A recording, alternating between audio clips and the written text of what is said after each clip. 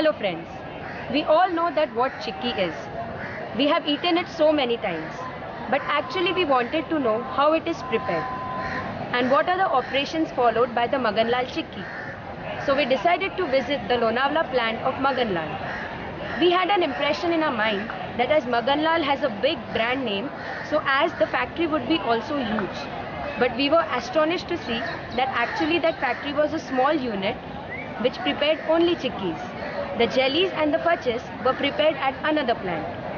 So as we entered into the Maganlal chikki factory, the aroma was so pleasant that it was so tempting that we wanted to eat chikki at that time itself. The employees there were very good and they provided us with various varieties of chikki to eat. And the hygiene was very well maintained into the factory. What we observed was that there was more of manpower and less of machinery. So we concluded that Maganlal followed a traditional way of management. Welcome friends. Now let us explore the world of Maganlal chikki.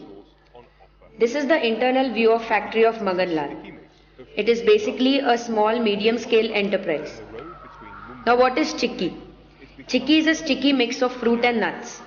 At Maganlal's, they have been making chikki the same way for more than 100 years. Now 5th generation of the family is running the business in India. They have been following the traditional process of chikki making over the years. Many ingredients like jaggery, kilos of sugars, groundnuts and glucose and syrup are mixed to prepare chikki. Maganlal was one of the first firms to make chikkis. In the late 1800s, the railway company in India needed high energy food for those who worked on railway tracks, and the business grew from there. Today, the annual sales of Maganlal are 1 crore 20 lakhs and is increasing by 5% every year. Now they are exporting to UK and they want to mechanize products and bring in new products also.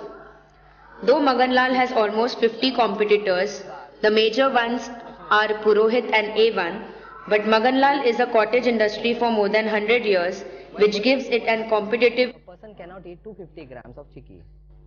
He eats only two bars. After that, he closes the packet and keep it. So we are trying to make such kind of bars like this, that one person can eat easily, and it should be available each and every store of India. In Lonavala today, there are some 50 makers of chikki. It's a cottage industry that's grown up over more than a century.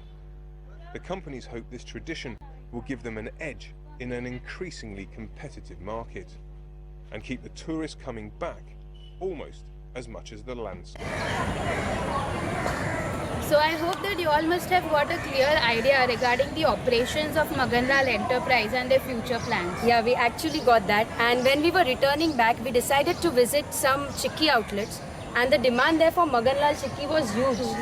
And even if Maganlal is a small enterprise in Lonavala, but it has huge fans all over the world. Yeah, and this trip of ours to Maganlal Enterprise was one of the knowledgeable ones. Yeah, it truly was.